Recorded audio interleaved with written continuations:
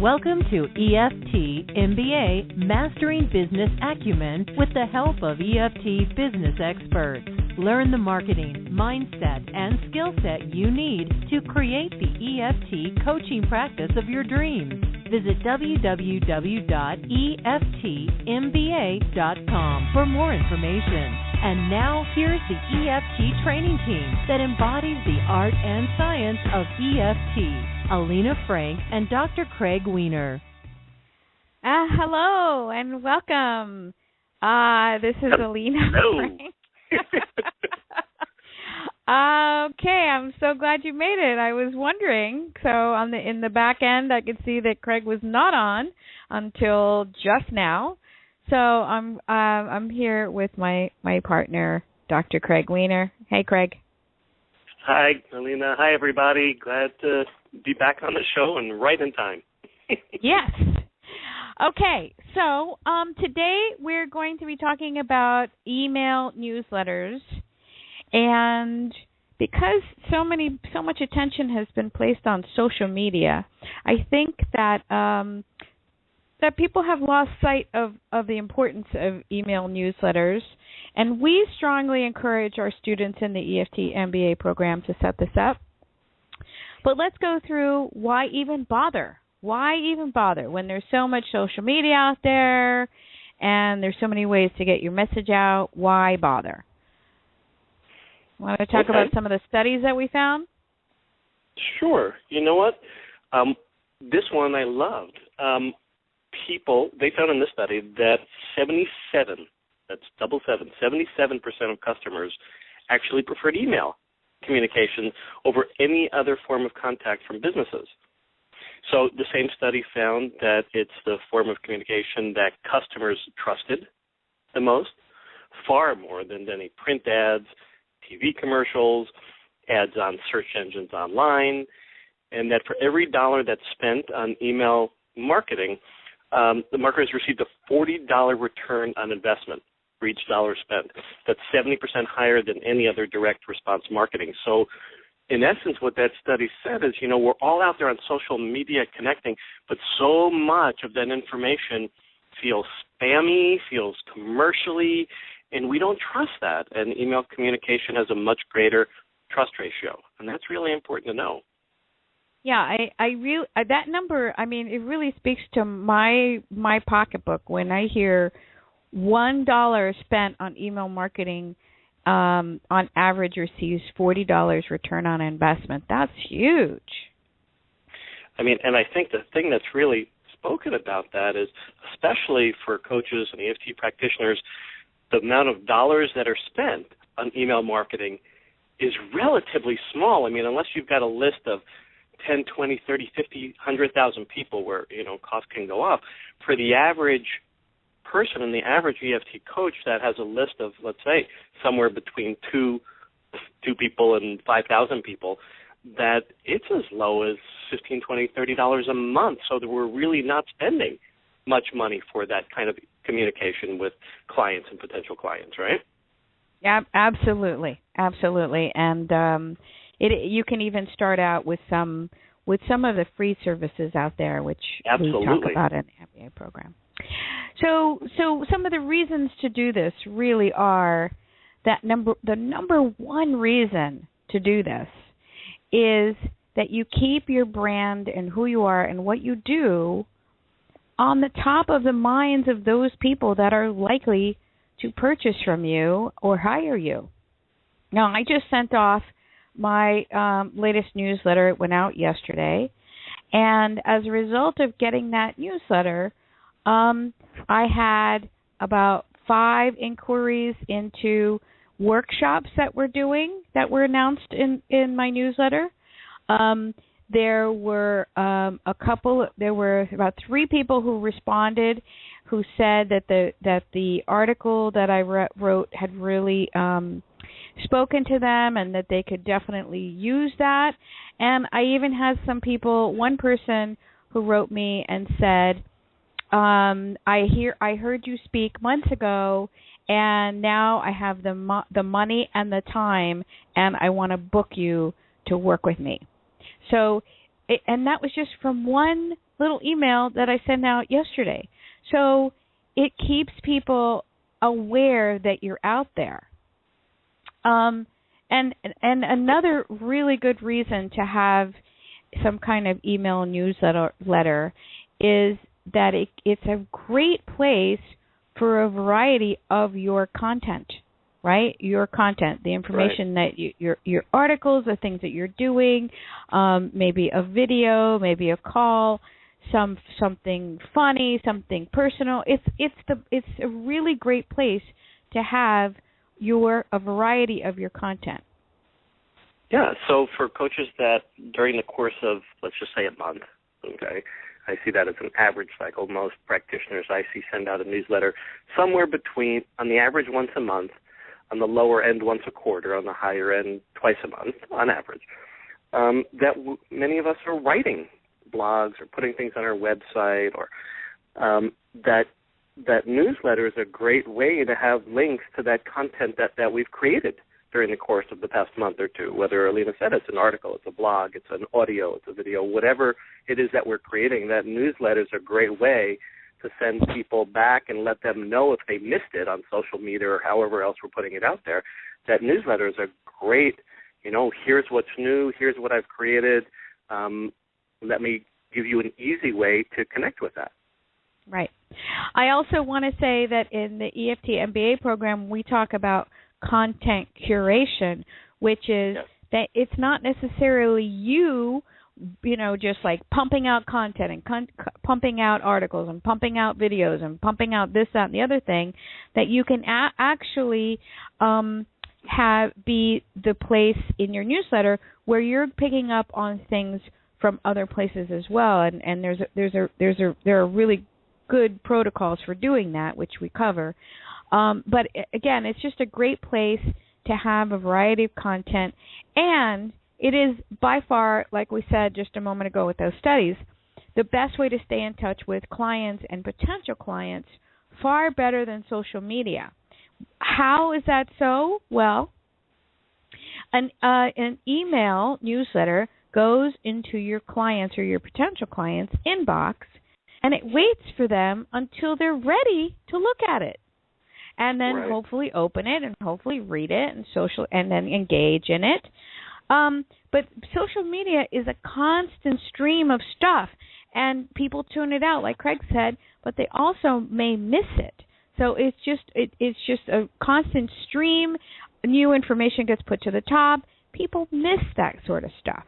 So here is a place where you have a captive audience, someone that's sitting in front of their either phone or computer or tablet, and they're looking through their emails.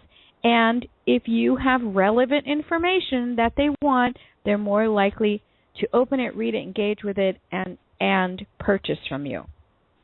So the top complaints about email marketing in a research study was that it comes too frequently, or that the information is not of interest to that person anymore, or never was. So, So, we talk about best practices in the EFT MBA program about, what to do, what not to do, what qualifies as spam, and certainly what we're talking about here is email newsletters. There's all kinds of email marketing, but we're going to talk about in this show just email newsletters. And I see that, yes, the top complaint is too frequent emails. However, my experience from what I've seen in the landscape of inexperienced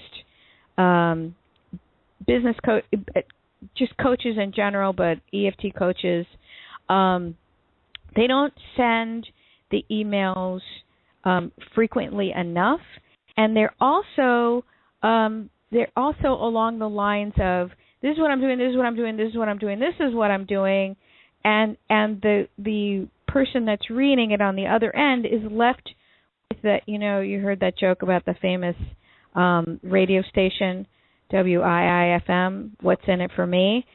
There's just, it's not interesting to your potential client. So really keep that in mind, that this is information that they want to be reading. And, of course, there's all kinds of place and space and time and decisions to make about how much you're going to be doing promotional things.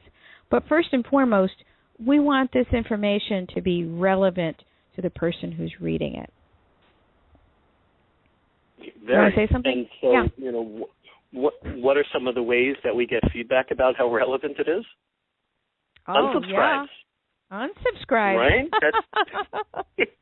That's the best. Now, on one hand, a good tappable issue is somehow taking an unsubscribe personally.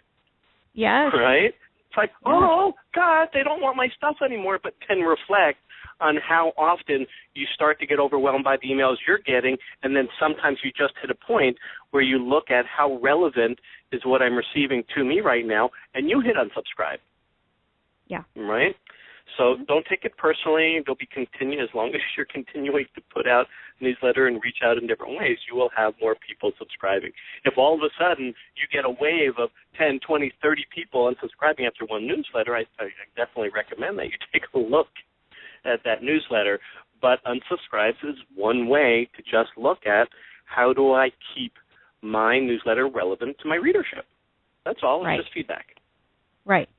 And if you've done all the steps that lead up to the point where you're sending out newsletters, which is all about specialization and niche and finding your tribe, which we spend a lot of time on, then those people, the ones that are subscribing to your newsletter, most definitely want to be reading that valuable information that you are sending them. So, decisions that have to be made in terms of your email marketing, your newsletter marketing. So the very first place to start is asking yourself, why the purpose of my email newsletter, right? What is the purpose of my email newsletter?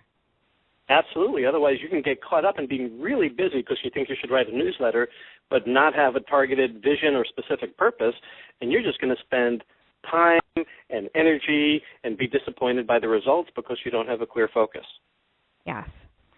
Other decisions to make are the format and the design. So if the number one reason is to keep your brand on the top of minds of potential clients, then it behooves you to have some sort of universal branding and have the colors the same, and also all sorts of design elements in there that will have people note that, oh yeah, this is from so and so, and I recognize that. Yes, and you know what? Yeah. And I was just going to say, in many of the email services, whether it be iWeber, Vertical Response, Constant Contact, MailChimp, etc., many of them will have a great variety of templates to help you with the design elements match your branding, your logo, etc. So just be conscious of that consistency that you're looking at in design through your Facebook page, through your newsletter, through your website. Those are all helpful in creating a brand. Yes.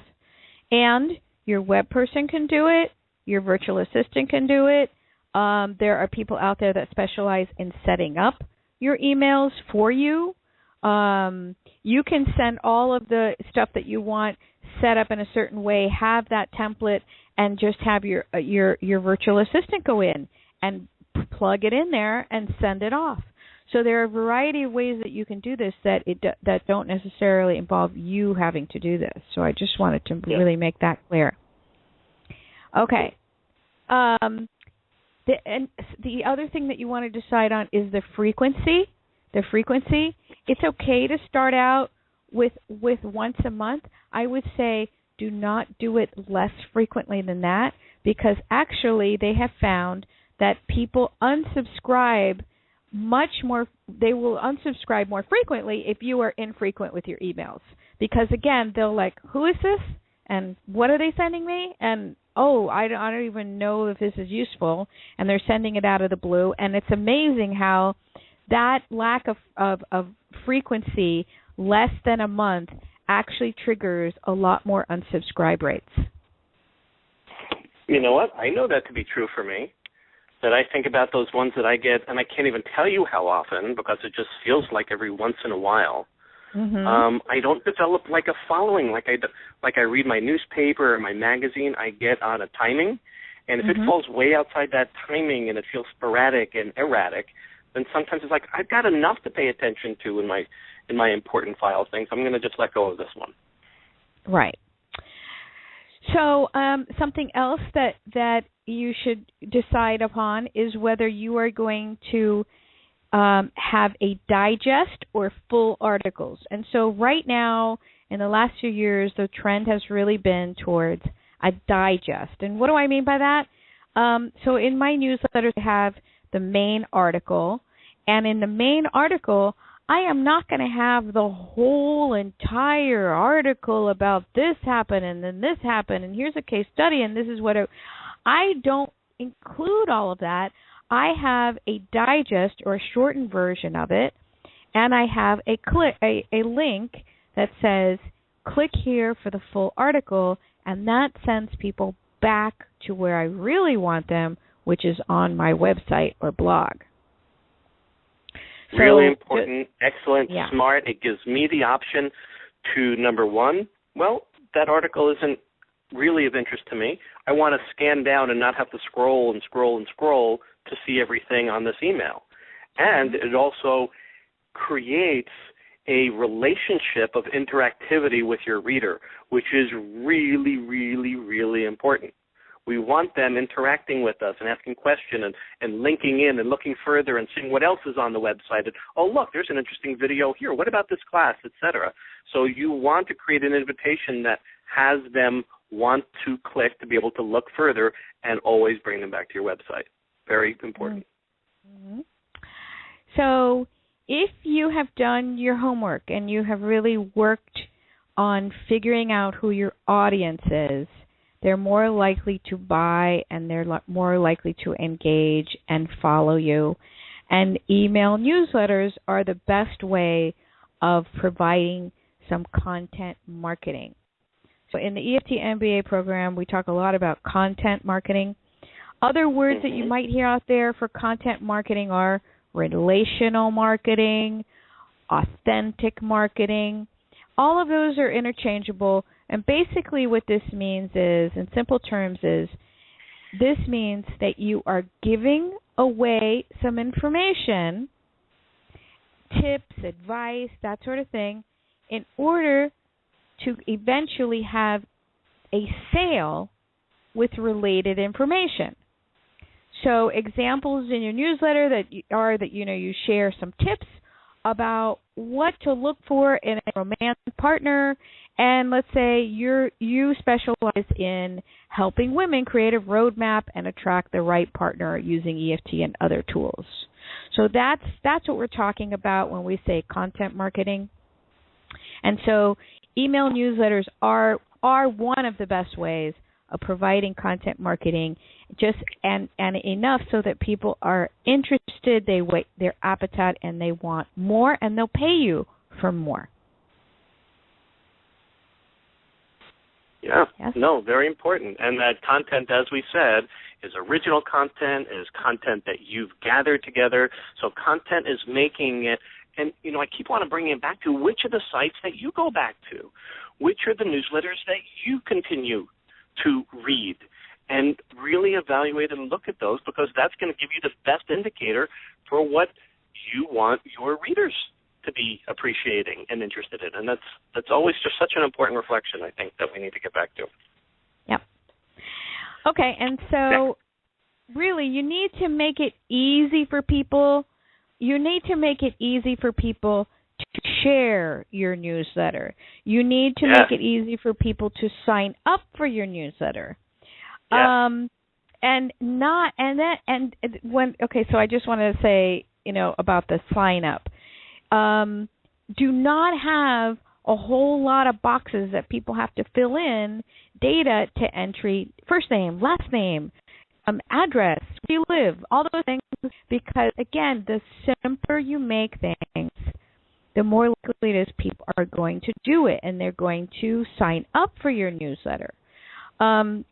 We've seen that a lot of people spend. So we're thinking in terms of how do we make this easy and the biggest bang for your energetic buck when you're spending all this time developing these things.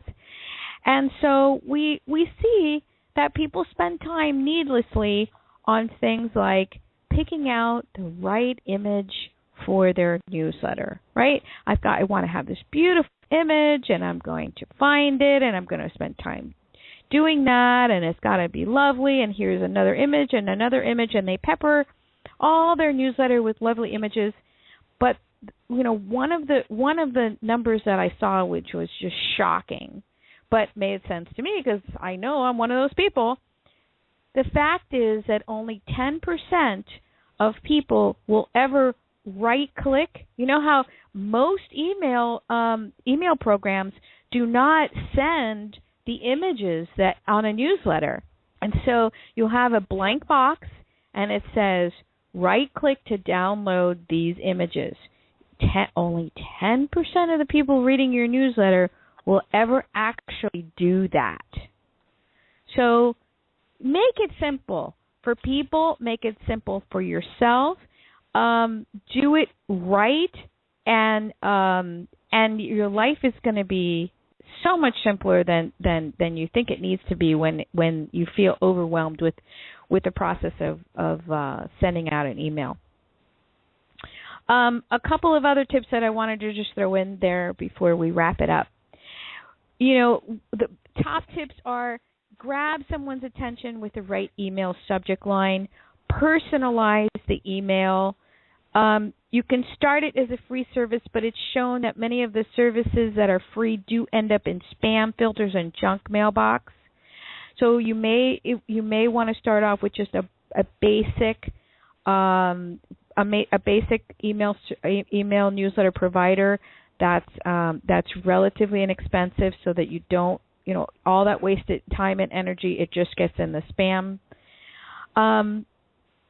Most email, the paid services, they do have some great spam checkers, so that at the end of writing your newsletter, you can check to see if there's any words in there that you need to change so that they actually do get received. And then it's very important to track your subscriber behavior. You need to see what features you're getting the most interaction from. You need to see the open rate. You need to see what did they click on, and that will help you better understand your subscribers. You know what? I just want to add, Alina, so many people look to their list size. Right, especially once they start to go knowledge, when they're like, great, I hit 1,000, I hit 2,000, I hit 3,000. But what would be your next, as a coach, your next question? What's your open rate? How many people are actually reading the newsletter, right? Yeah. So if you're sending it out to 1,000 people, but only 150 are reading it, so what? How big your list is. So the process, we'll go through with our MBA clients. One of the things we talk about is cleaning up your list and starting to continually keep that an active list, so that your open rate goes up to 28%, 30%, 40%, 50%, 60%, and starts getting into those upper numbers where now you're knowing that what you're sending out is actually being read and interacted with, and that's really much more important number. Yeah, and when I started fine-tuning so I've had a newsletter for almost 10 years. And in one version or another, I've done all kinds of different providers, and I've switched lists, and I've cut back, and I've done all of that. And really, and it was something like I really didn't think about. The last 2 years, I've really focused on figuring out what would get more people to engage. And on average, my newsletters have a 40% open rate, which is huge. So on average, 40% of the people, they will click on my newsletter and they will open it and engage. And like I said, there's all kinds of dialogue that's then opened and sales that eventually happen because of this. So we've both really improved it. And it's really important, because that's really the number that you want to be looking at, and that's why these services with the statistics really help you, so they know that you're spending your time wisely and effectively. Yeah. I also wanted to say that I was, and Craig was guilty of this as well, we really did believe that size really mattered. And then the more that we learned about this, we actually found out that actually it doesn't. So the percentage of open rates, the percentage of people that open up your email, the average email rate, open rate for people that have a list between 25 people and 500 people is 28%. For if you have subscribers, a subscriber list between 500 and 999, the open rate is 22%. And for those email newsletters that have 1,000 or more subscribers, the percentage goes down to only 12%. So size really doesn't matter, because small lists are usually, if you're doing the right things, are highly targeted to the right audience, and that's where the gold is. That's where your return on investment is, if you are being very, very smart about who it is that you're targeting. And so just knowing those numbers, that and because when you're first starting out, it's kind of like, oh, I have 3 people on my newsletter list. Matter.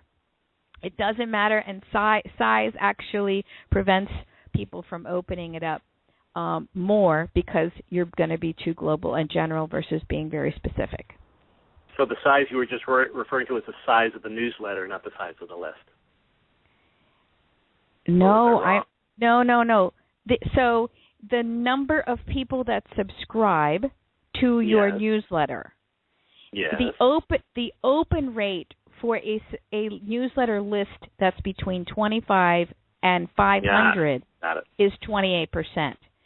So keeping it high. 500 to not, if you have 500 to 999, it goes down to 22%. And for people that have 1,000 or more subscribers, their newsletter open list is only 12%. Now, I have much more than 1,000 people on my newsletter list, and I'm averaging 40% versus the 12% they're talking about, because I've been really smart and very selective and targeted with my newsletters, and I've especially refined what it is that I'm doing over the last few years. Right. Excellent. Okay. So we managed to keep it within 30 minutes. Excellent. Yeah. We got something. Yeah. We have something coming up that's exciting. Can you review that? Yes.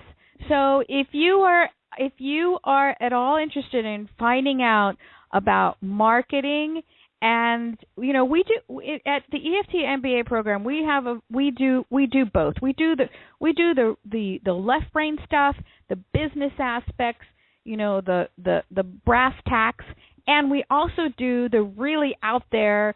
Okay, let's get the energy involved and flowing in this.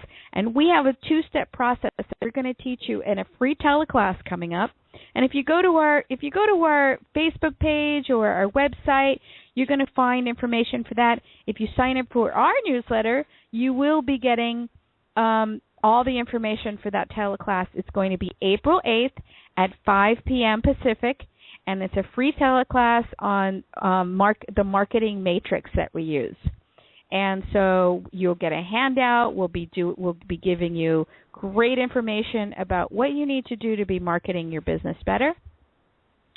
And we will also be starting up a new EFT 6-month MBA program, and we're accepting applications for that. You can check it all out at EFTMBA.com.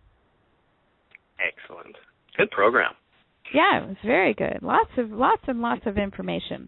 So I want to thank you all for joining us. And remember, if all of this stuff feels a little bit heavy and just like weighty, that's a really good sign to do some tapping on what's preventing you from actually starting these little steps. It takes one little action step today, and if it feels heavy and burdensome, and you feel resistance about doing it, ask yourself why, and please do some tapping on it. Okay. Until we see you in a couple weeks, remember to keep on tapping. All right. Have a great week, everybody. You have been listening to EFT MBA with Alina Frank and Dr. Craig Weiner. To get your free report on the 5 secrets to create a rockin' EFT practice and to learn more about the EFT MBA program, visit www.eftmba.com.